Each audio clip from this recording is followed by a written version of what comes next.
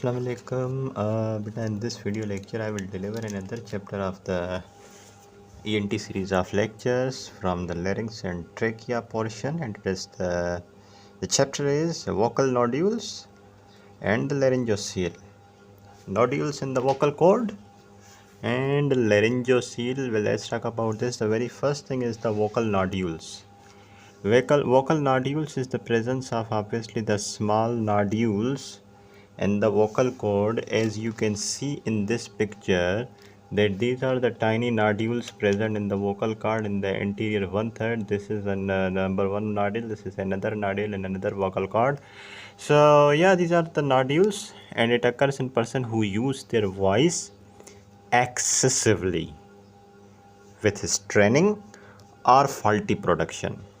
जो अपने vocal cords को बहुत ज़्यादा इस्तेमाल करते हैं स्ट्रेनिंग एक्टिविटीज़ में, या फिर फॉल्टी प्रोडक्शन, जो उनकी अपनी आवाज़ है उससे हट के कुछ और आवाज़ निकालने की कोशिश करते हैं, जैसे कि टीचर्स में, सिंगर्स में, जो चीखते चिल्लाते हैं बहुत ज़्यादा, स्क्रीमिंग करते हैं उनमें, या फिर जो मैं कहूँ कि काइंड ऑफ जो मिमिक्री करते हैं, they actually have to use their vocal cords, या they have to put more pressure on their vocal cord.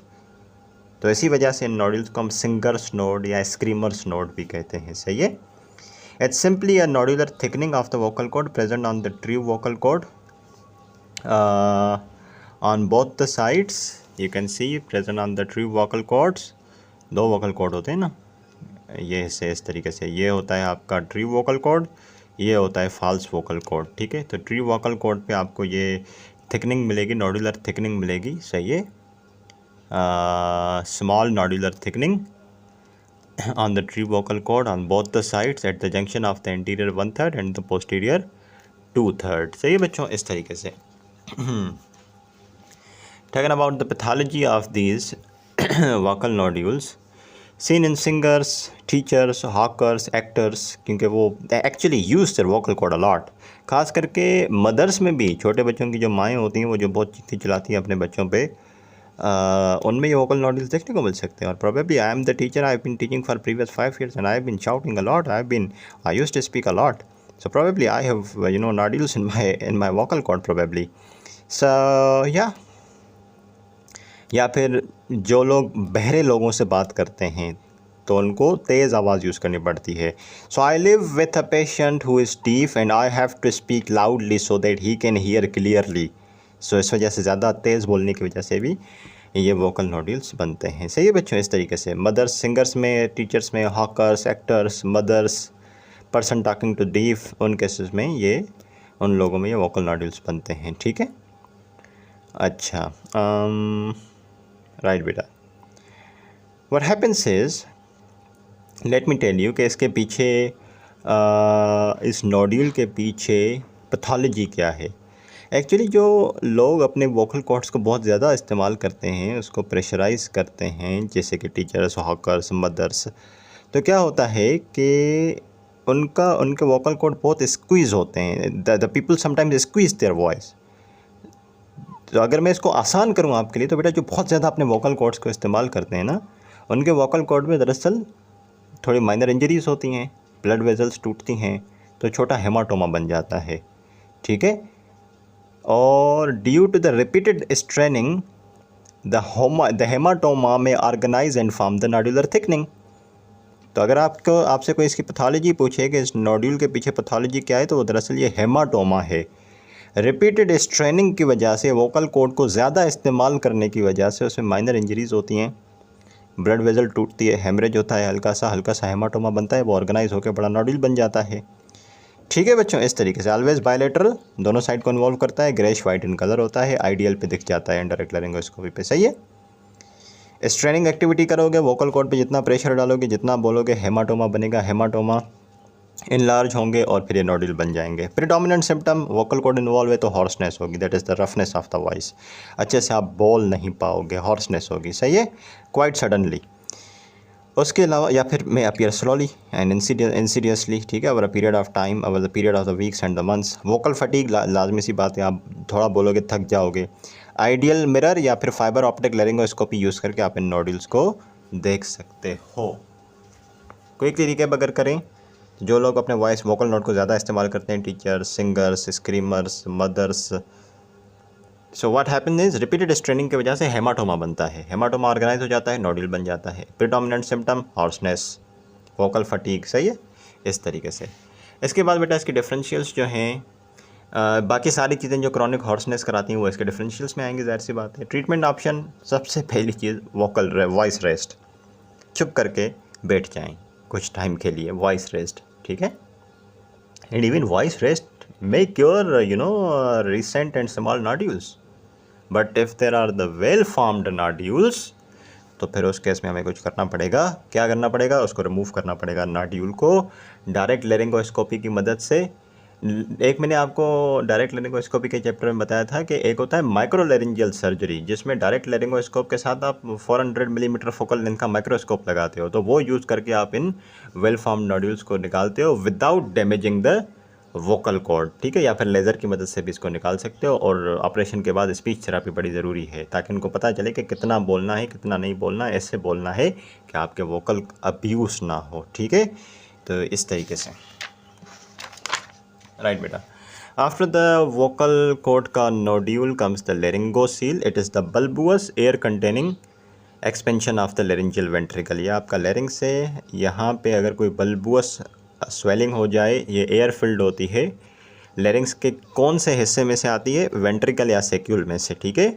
Mostly ये यूनिलेटरल होती है, समटाइम्स बायलेटरल हो सकती है। ये आपका लेरिंग्स का जो वेंट्रिकल या सेक्यूल होता है ना बेटा रीजन, आप इसकी एनाटमी में देखना, लेरिंग्स की एनाटमी में, कि या वेंट्रिकल या सेक्यूल होता है, वहाँ से ये एयर फिल्ड पाउच बाहर आता है, ठीक है। मोस्टली यूनिलेटरल होता है, बायलेटरल भी हो सकता है, सही है बच्चों। इस तरीके से क्यों बनता है ये लेरिंगोसील? लेरिंग्स में से, वेंट्रिकल सेक्यूल के रीजन में से ये क्यों बनता है laryngocele? When you expire against the resistance, तो लेरिंगोसील बन जाता है। खास करके जब आप वल्सल्वा मैन्यूवर करते हो तो आप नाक बंद करते हो, अपनी पिंच करते हो, तो आपने जब नाक बंद कर दी तो आगे से आपने रेजिस्टेंस जनरेट कर दी। अब आप एक्सपायर करोगे तो अगेंस्ट रेजिस्टेंस एक्सपायर कर रहे हो ना, अगेंस्ट रेजिस्टेंस जब आप एक्सपायर करते हो तो ये लेरिंगोसील बन जाते हैं, ठीक है। अब कौन से लोग होते हैं जो कि अगेंस्ट रेजिस्टेंस एक्सपायर करते हैं? एक तो बड़ी अच्छी एग्जांपल हो गई वल्सल्वा मैन्यूवर के दौरान। दूसरा वो जो होते हैं ना ग्लास ब्लोअर्स या फिर ट्रम्पेटर्स, जो शादियों में ट्रम्पेट्स बजाते हैं, बैंड बाजे जो मुंह से जो ट्रम्पेट्स बजाते हैं, तो इस तरीके से बेटा वो लोग होते हैं जो मुसलसल अगेंस्ट द रेजिस्टेंस एक्सपायर। अब जब ट्रम्पेट बजाएंगे तो आगे तो रेजिस्टेंस है ना बेटा, तो अब जब हवा निकालोगे बाहर एक्सपायर करोगे तो आगे रेजिस्टेंस से पीछे प्रेशर डेवलप होगा, लेरिंगोसील बन सकता है, ठीक है। अभी जो लेरिंगोसील है इंटरनल भी हो सकता है, एक्सटर्नल भी हो सकता है, यानी कि अगर ये अंदर की तरफ आए तो इंटरनल हो गया, अगर ये लेरिंगोसील बाहर की तरफ आए तो एक्सटर्नल हो गया, सही है। या फिर ये कंबाइंड भी हो सकता है, ठीक है। Internal laryngocele confined to the interior of the laryngeal framework and is present under the mucosa, ठीक है। ये थोड़ा मैंने शायद गलत बना दिया है, इस तरीके से नहीं, इसको मिकोजा के अंदर। अच्छा, इंटरनल लेरिंगोसील कुछ इस तरह, ये मिकोजा है ना, फ़र्ज़ करो ये मिकोजा है, तो इंटरनल लेरिंगोसील कुछ इस तरीके से होगा। एक्सटर्नल लेरिंगोसील तो बाहर जाएगा, जाहिर सी बात है, सही है। Internal laryngocele is confined interior of the laryngeal framework, present under the mucosa of the vallecula of the larynx. Under the mucosa, ये पूरी मिकोजा है ना, तो मिकोजा के अंडर मौजूद है, सही है। मिकोजा के अंडर मौजूद है। Mucosa of what region? Vallecula, pharyngo epiglottic folds, ठीक है। और फिर ये यहाँ से आगे जो प्री एपिग्लॉटिक स्पेस है वहाँ भी जा सकता है। तो एक्चुअली मैं बताना चाह रहा हूँ कि एग्जैक्ट लोकेशन क्या है इस इंटरनल लेरिंगोसील की। है तो मिकोजा के नीचे, लेकिन कौन से पार्ट में? फेरिंग्स के, वेलिकुला, फेरिंगो एपिग्लॉटिक फोल्ड, सही है। या फिर वहाँ से प्री एपिग्लॉटिक स्पेस में भी जा सकता है, लेकिन जो एक्सटर्नल लेरिंगोसील है वो बाहर हर्निएट करता है, सही है, around the lateral margins of the thyroid membranes. तो कहने का मकसद ये है कि एक्सटर्नल लेरिंजियल जो लेरिंगोसील होता है वो बाहर प्रोट्रूड आउट करता है, बाहर हर्निएट करता है, और उसके आगे क्या होगा? बाहर हर्निएट करेगा तो जाहिर सी बात है थायरॉइड मेम्ब्रेन की लेटरल मार्जिन होगी, ठीक है। और जो मिक्स्ड टाइप होती है, कंबाइंड टाइप, उसमें इंटरनल और एक्सटर्नल लेरिंगोसील दोनों मौजूद होते हैं। पेशेंट प्रेजेंट कैसे करेगा अगर लेरिंगोसील है? हार्सनेस और change of the voice because of the affected vocal cords. और इसके अलावा the internal type of swelling या internal type of the laryngocele may be seen under the vallecula. In case of external laryngocele swelling in the neck is present. Common सी बात है, simple सी बात है. अगर ये आपका लेरिंग्स है और उसमें इंटरनल लेरिंजोसील बन रहा है, ठीक है, अब इसकी स्वेलिंग तो नेक में नहीं आएगी ना. जो एक्सटर्नल लेरिंजोसील होगा उसकी स्वेलिंग बाहर से गले में आएगी. और इसकी वजह इस तरीके से ये देखो, ये एक्सटर्नल लेरिंजोसील है. इंटरनल लेरिंजोसील की तो बेटा नहीं आएगी ना स्वेलिंग, उसकी तो अंदर स्वेलिंग आएगी, लेरिंग्स के अंदर वेलिकुला में देखने को मिलेगी. सही है, इस तरीके से. और ये स्वेलिंग बड़ी प्रोमिनेंट होती है जब आप कफ करते हो, ब्लो करते हो, वेल्सेल्वा मैन्यूवर करते हो, तो उस दौरान ये प्रेशर और बढ़ता है, इसके अंदर एयर जमा होती है और ये बड़ी प्रोमिनेंट हो जाती है. ठीक है जी. समटाइम्स अगर बहुत लार्ज लेरिंगोसील है तो वो रेस्पिरेटरी ऑब्स्ट्रक्शन करा सकता है. खास करके एक्सटर्नल लेरिंजोसील नहीं, खास करके इंटरनल लेरिंजोसील अगर काफ़ी बड़ा है तो वो रेस्पिरेटरी ऑब्स्ट्रक्शन और स्ट्राइडर करा सकता है. डायग्नोसिस बनाने के लिए प्लेन रेडियोग्राफी करोगे नेक की तो आपको ये लेरिंग्स के अंदर ये सैक मिल जाएगा, आपको अच्छे से दिख जाएगा. ठीक है.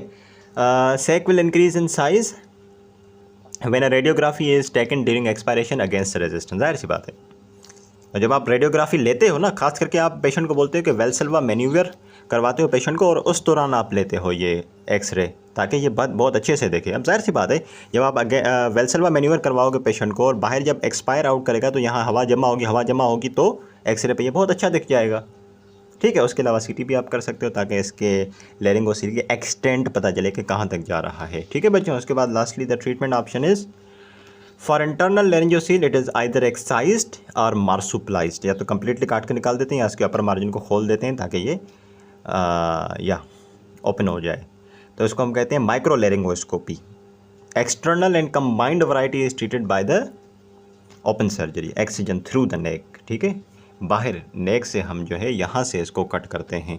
अगर इंटरनल लेरिंगोसील है तो फिर यहाँ तो कट नहीं देंगे, माउथ के अंदर से जाएंगे और फिर इसको हम माइक्रो लेरिंगोस्कोपी की मदद से ट्रीट कर देंगे. ठीक है बच्चों. This is all about the chapter. Thank you so much बेटा. If you have any question you can ask me any time anywhere. Class dismissed.